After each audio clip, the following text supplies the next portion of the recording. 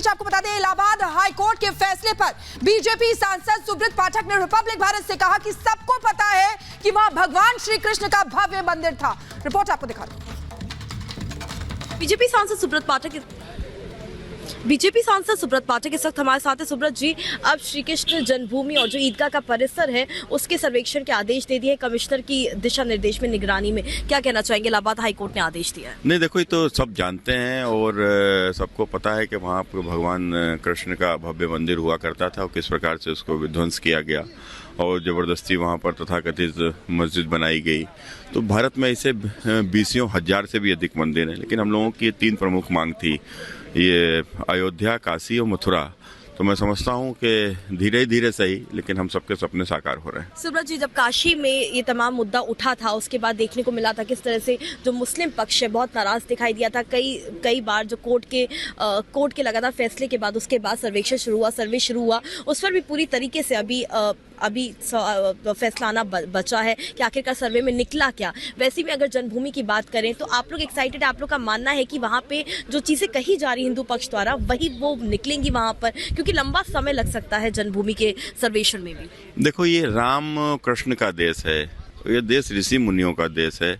अब यहाँ पर कोई बाबर, अकबर, औरंगजेब के जैसे डकैतों को अगर अपना वो मानेगा तो वो चिल्लाता रहे, कोई फर्क नहीं पड़ता, उनकी सुनी नहीं जाएगी।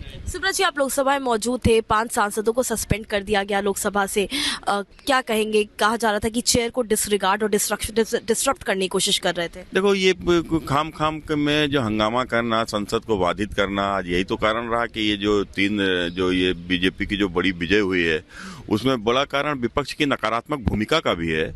तो ये अभी उससे सीख ही नहीं ले रहे हैं, तो और जो जिस प्रकार से आज सदन में उधम कर रहे हैं, तो स्वाभाविक है कि भाई एक्शन तो फिर लिया जाएगा। और अब आपको सुनवाते हैं मशहूर कथावाचक देवकी नंदन ठाकुर ने हाईकोर्ट के फैसले पर क्या प्रतिक्रिया दी है, सुनिए। देखिए, तो सभी सनातनियों की विजय है। जो पूर्व काल में कुछ लोगों ने सनातन की भावनाओं को, सनातन को मिटाने का जो प्रयास किया गया था, उस प्रयास को चाहे देर से ही सही मिटाने का कार्य अब कानूनी तौर पर प्रारंभ हुआ है। ये बड़े दुख की बात है कि हमारे देश में जहां 100 करोड़ सनातनी हैं, वहां उनके प्राण राम, कृष्ण, शिव, और जिनको पूछते पूछते 100 करोड़ सनातनी, उन हमारे पूर्वज कितने लोग उनमें आस्था रखते हैं, उन्हीं देवालयों को तोड़कर उन्हें अपमानित करने का प्रयास धूर्तों ने किया था, बाहरी आक्रांताओं ने किया था। अब धीरे धीरे सनातनी जाग रहा है और अब राम मंदिर बन रहा है, राम मंदिर में भगवान श्री राम पधारने वाले हैं।